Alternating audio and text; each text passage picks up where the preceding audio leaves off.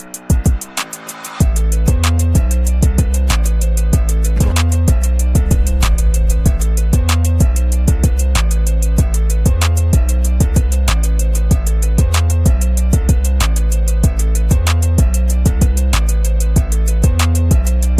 and welcome to another exciting episode of the Andre The Beast Crayton Show. Today, we're going to venture into the mind of an entertainer, not just any type of entertainer, but the comedian side of the entertainment field, which is pretty difficult. Because me personally, I can't get on the stage and hope that somebody's going to laugh at my jokes. And most people know I can be pretty funny.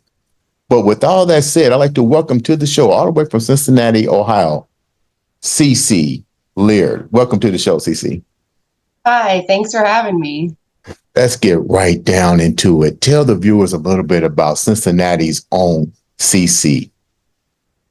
Well, I like to call myself the city's most tolerated comedian. That's just a joke. I really like being here. It's a great scene. Everyone is super supportive of each other. Yeah, I'm just a comedian from Cincinnati. I produce a lot of shows around town, and I'm the only female-owned comedy production company in Cincinnati. How did that come about, having your own comedy production company? What's that? Get a little intel of that. Sure. It's called Laughing Banshee Productions, Laughing Banshee Comedy. And I created it because I just couldn't help myself but produce shows. I really love creating spaces where people can come and enjoy comedy and enjoy a really different kind of show. Mm-hmm. So I had shows in punk rock bars. I've had shows in hookah bars. I've had shows in lots of different places. And so because of that, I needed like an umbrella company where I could say, it's a blank production, you know what I mean? Right. That way people would know that it's CeCe Laird that's producing these shows. So I have an open mic in OTR that's over the Rhine at Oddfellows Liquor Bar the second and fourth Monday of every month, and that's at 7 p.m. So if you want to get into comedy, you're curious about comedy, please come on down. Again, that's Oddfellows Liquor Bar, the second and fourth Monday of every month. Okay. And then I run a clean comedy showcase as well in Pleasant Ridge. So when you say a clean, what is there a difference? PG-13. Yeah. Okay. Oh yeah, there's a big difference. No kids allowed. Huh? No kids allowed, I guess that's what that means when you say clean comedy. No kids allowed. No. There's totally kids that come to the clean comedy showcase. It's absolutely family friendly. It's PG-13, so I mean, young kids are probably gonna have trouble with the material, but we keep it light. There's lots of funny stuff to talk about other than sex, drugs, and rock and roll. So, what was your life like before that? Because comedy is your second choice. You was first had a whole different agenda. What was that like? Yeah, so honestly, I wasn't really sure what I wanted to be, but the closest I could get to understanding what I wanted to do as a career is English. I wanted to teach English at the high school level. I love reading. I love teaching people about concepts and things like that. So I wanted to be an English teacher, and I went all the way to my last year, my practicum year. Mm. And I just fell out of love with it.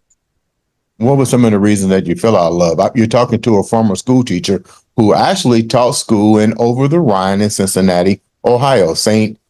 Joseph, St. Francis, and I can't remember the third school.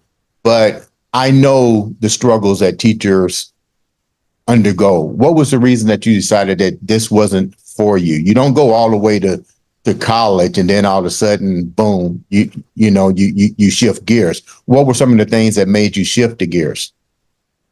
Yeah, well, I can say that I was, first of all, struggling with my mental health. So like the stress of doing the practicum and also doing school and also having a job to put myself through school. It was just a lot, and I was overextending myself. And I kind of asked myself, why am I doing all of this? You Mhm. know?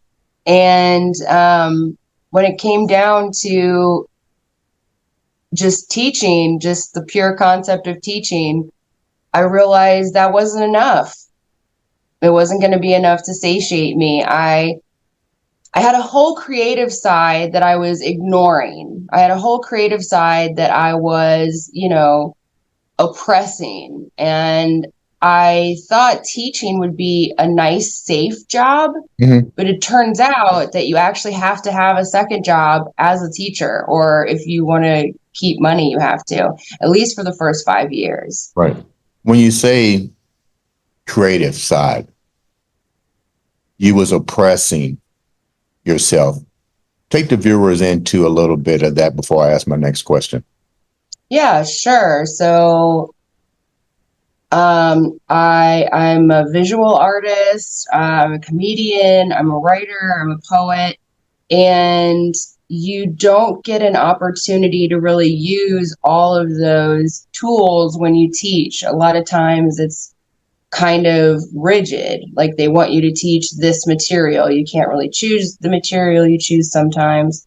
I mean, there's lots of different positions. But for me personally, I felt like teaching is a safe job. Like I won't have to wait tables when I'm a teacher, because I was like, oh, if I become a performer, if I become an artist, I'm going to have to wait tables to support myself. And I'm going to have to like be hustling like that.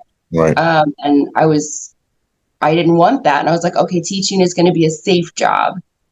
But then I met all these teachers when I went to practicum, and a lot of them had second jobs, and just weren't really happy.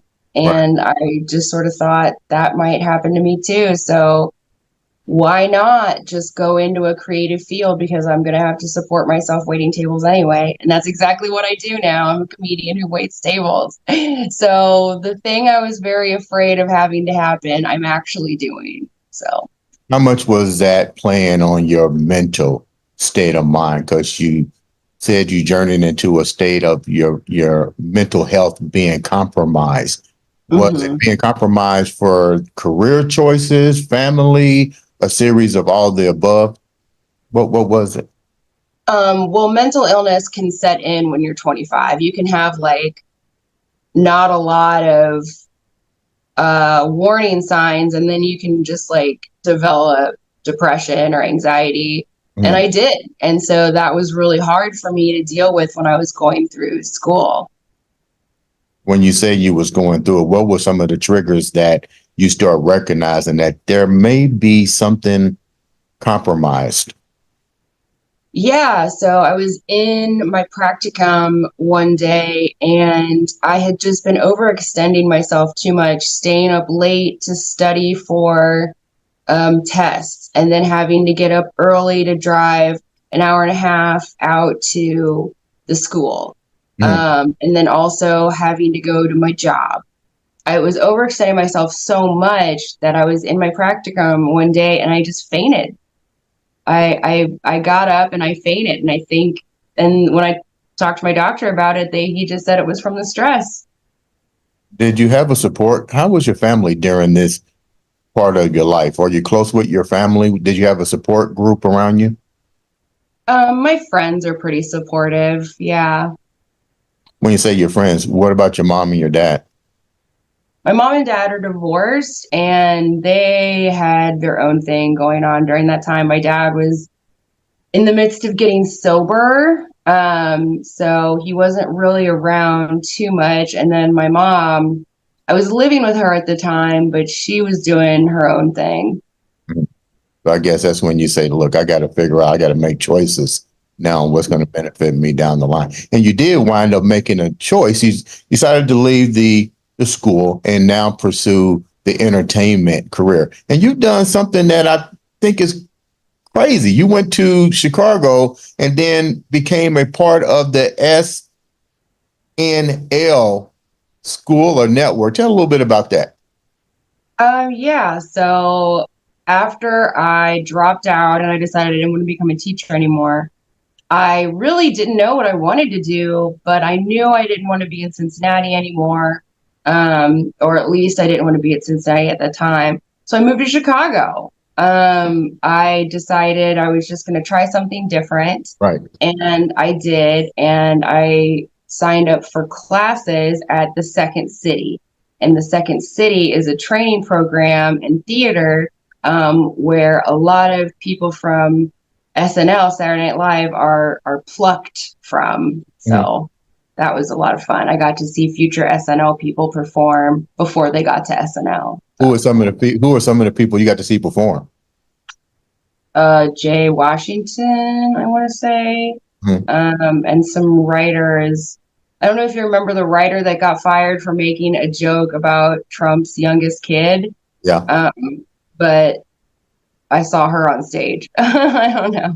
So what's that like going to that kind of performing art school for comedians versus the school? Like, what was it like? You're going into a whole different genre right now. Like, what take the viewers, what's that like going in there? What are you learning? What's the craft network? How did you know which direction that you wanted to go into when you went into this totally whole new experience of education? Yeah, it's mostly just improv classes. That's what it is. It's an improv theater and an improv school. So they didn't even really have stand-up classes, I don't think. So it's just strictly improvisation, which is a form of sketch comedy, where it's unscripted and performers are just relying on each other and the conversation to create a scene, and then they act out the scene. What are you learning from each other? You said learning from each other and you're acting. So nobody's really, are they authentic in their acting? Is it to make people laugh? What's an improv? I mean, what are you actually learning from there off of each other? Well, how do I answer that? You're learning about trust. You're learning to trust each other for sure. And you're just sort of coming up with the scene as you're thinking of it. And yeah, it's supposed to be funny. Mm-hmm. What did you take away from this, from your journey there when you left there? What did you learn from there? What were your strengths and what was your weaknesses when you walked in, and what was your strengths when you left? Weaknesses when I walked in was probably confidence. I wasn't too confident as a performer. And then when I left, I definitely had more confidence. But I really just gained a good sense of trusting my environment, trusting the people around me. Yeah, that's what improv is good for. You've been doing this for 10 years. I've been doing stand-up for 10 years, yes. 10 years. What was it like for your first, when you leave there and you do your first solo? What was that like for you?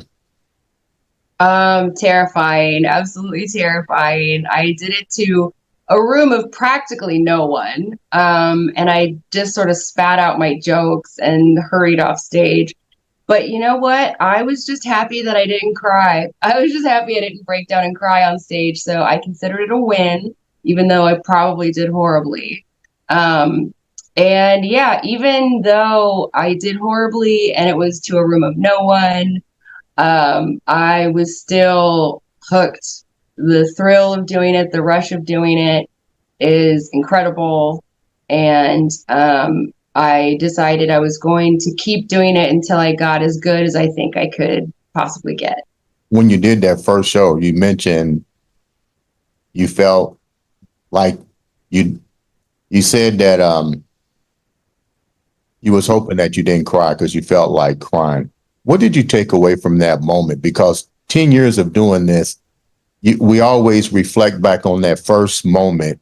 What were the mistakes that what were some of the mistakes that you think that you made at that particular moment that you would tell up and coming entertainers, you know what, that happened to me. You may not want to do this, or you may want to perfect this before you go out? Because naturally you're going to have jitters on your first encounter with an audience. Yeah, I would say you don't have to memorize your jokes word for word. And because sometimes that can trip people up. If you do try stand-up comedy, you want to try it, it's good to always write down your jokes. And a joke is just anything you think is funny. I mean, there's a way of structuring it, but when you're first starting out, you just gotta get it all out. You just gotta write it all down. And I thought I had to structure my jokes in a way where I had to memorize them word for word, like it was a script. Mm-hmm. And that was actually so rigid that it didn't create opportunities for me to deal with the environment as it was changing. You know what I'm saying? And so, definitely just memorizing the jokes you want to say, but not necessarily the exact word for word how you gonna say them. When you mention environment, how do you create your content? Because you have to deal with different environmental factors. You have to deal with the fact that you're dealing with sensitive individuals. You're dealing with organizations. You're just dealing with a series of things that you got to be able to address now. How do you do that with your material? Could you clarify? I don't quite understand the question. When you said your environment to me, meaning the people that are in your audience, how do you structure your content to deal with the people that's in your audience? I don't really write material for my audience. I write material that I think is good, and then the audience sort of will enjoy it as they will or not. My comedy isn't necessarily for everyone, because it's observational. It's about my life, and not necessarily everyone wants to hear about my life, which is okay. Mm-hmm. How much of your work is your life when you're on stage? 100%. It's all my life. You said that the people wouldn't get you because that is your life. Explain that a little bit more to the viewers. Well, I do a lot of observation about mental illness, and that is still stigmatized a lot in society. And so some people are uncomfortable hearing about it, but I have to live it. And so the only thing I can do is make fun of it and have fun with it to try to cope with actually having it. And like I said, some people who don't deal with mental illness, or some people are just really uncomfortable dealing with mental illness. So that's just, my comedy isn't for them, and that's okay. You have a nice necklace around your. Thank you. Right. Explain the viewers about that piece of jewelry, because you now also have another venture that you're doing as well as comedy. Yes, as well as comedy, I also own a jewelry company. Well, it's a craft company, I guess you could say. It's called Moss Plus Stone, and I make jewelry, I make terrariums, I make sage bundles, which is like a woo-woo crystal thing. And I make wands too. So I just make a little bit of everything. And that's my alarm. Sorry about that. Is this part of your therapy as well? The jewelry? Sure. Yeah, definitely. Making jewelry definitely helps calm me and center me. And so I do that. And I just have so much. I do it so frequently. I made so much, I figured I might as well start selling it. What are some of the things that you've noticed through your journey, from your household, from your schooling, from coming out of one occupation into this occupation that you've been doing now for 10 years, having your own jewelry company, your own stand-up comedy ventures? What have you noticed through your journey with people and just in the environment in general? Be true to yourself.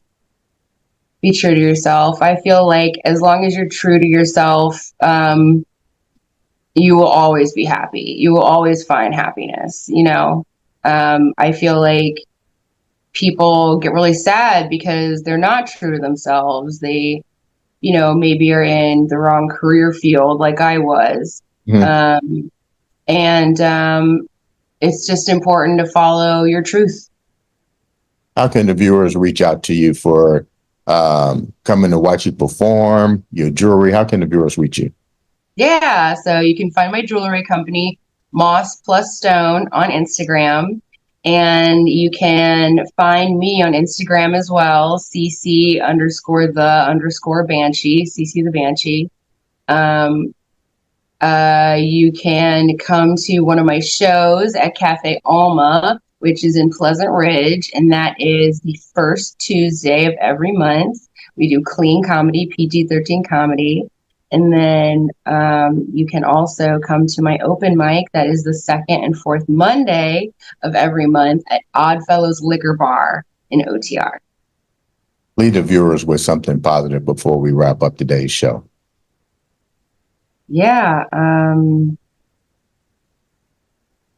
Try to find gratitude in every day.